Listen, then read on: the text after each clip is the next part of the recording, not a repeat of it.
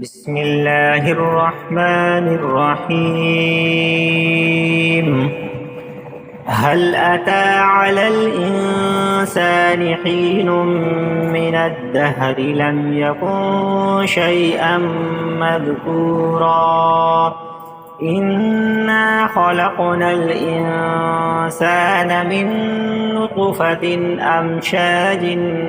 نبتليه فجعلناه سميعا بصيرا إنا هديناه السبيل إما شاكرا وإما كفورا إنا أعتدنا للكافرين سلاسل وأغلالا وسعيرا إن الأبرار يشربون من كأس كان مزاجها كافورا عينا يشرب بها عباد الله يفجرونها تفجيرا يوفون بالنذر ويخافون يوما كان شره مستطيرا ويطعمون الطعام على حبه مسكينا ويتيما وأسيرا إنما نطعمكم لوجه الله لا نريد منكم جزاء ولا شكورا إنا نخاف من ربنا يوما عبوسا قمطريرا فوقاهم الله شر ذلك اليوم ولقاهم نظرة وسرورا وجزاهم بما صبروا جنة وحريرا متكئين فيها على الأرائك لا يرون فيها شمسا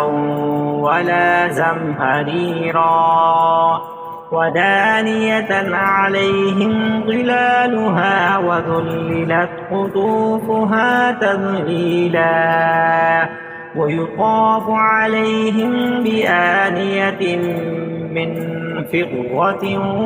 وأكواب كانت قوارير من فضة قدروها تقديرا ويسقون فيها كأسا كان مزاجها زنجبيلا عينا فيها تسمى سلسبيلا ويطوف عليهم ولدان مخلدون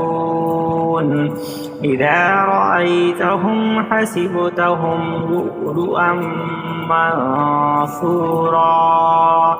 وإذا رأيت ثم رأيت نعيما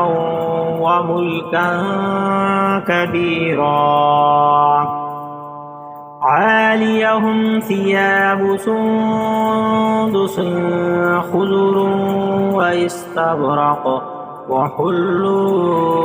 أساور من فضة وسقاهم ربهم شرابا طهورا إن هذا كان لكم جزاء وكان سعيكم مشكورا إنا نحن نزلنا عليك القرآن تنزيلا فاصبر لحكم ربك ولا تطع منهم آثما أو كفورا واذكر اسم ربك بكرة وأصيلا ومن الليل فاسجد له وسبحه ليلا طويلا إن هؤلاء يحبون يحبون العاجلة ويذرون وراءهم يوما ثقيلا نحن خلقناهم وشددنا أسرهم وإذا شئنا بدلنا أمثالهم تبديلا إن هذه تذكرة فمن شاء اتخذ إلى ربه سبيلا وما تشاءون إلا أن يشاء الله إن الله كان عليما حكيما يدخل من يشاء في رحمته والظالمين أعد لهم عذابا أليما